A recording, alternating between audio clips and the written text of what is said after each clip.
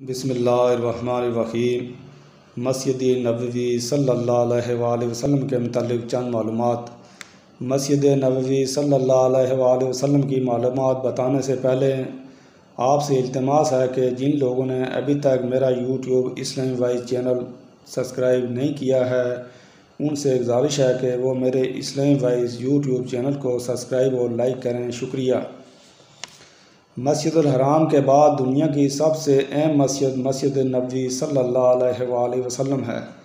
مسجد نبوی صلی اللہ علیہ وآلہ وسلم کی تعمیر کا آغاز 18 ربیع الاول سن 1 ہجری کو ہوا۔ حضور اکرم صلی اللہ علیہ وآلہ وسلم نے مدینہ ہجرت کے فوراً بعد مسجد نبوی صلی اللہ علیہ وآلہ وسلم تعمیر کرنے کا حکم دیا اور خود بھی اس کی تعمیر میں بھرپور شرکت کی۔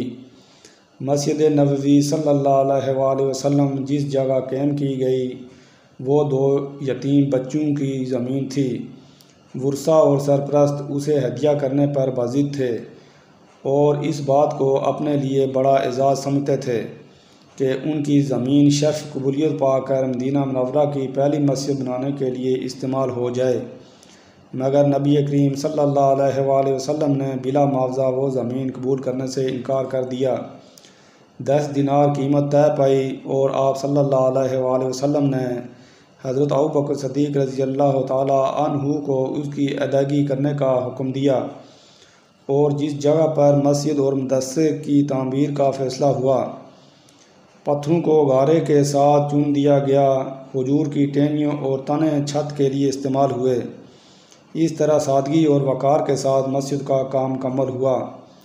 مسجد کے ساتھ ایک چبوترا بنایا گیا جو ایسے افراد کے لیے دارالاقامہ تھا جو لوگ دور دراز سے آتے تھے، ان کے لیے یہ چبوترا بنایا گیا تھا جس کا مدینہ میں اپنا گھر نہ تھا۔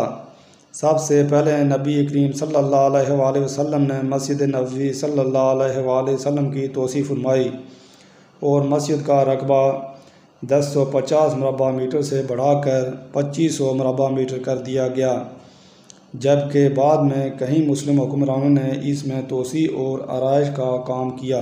سبحان اللہ۔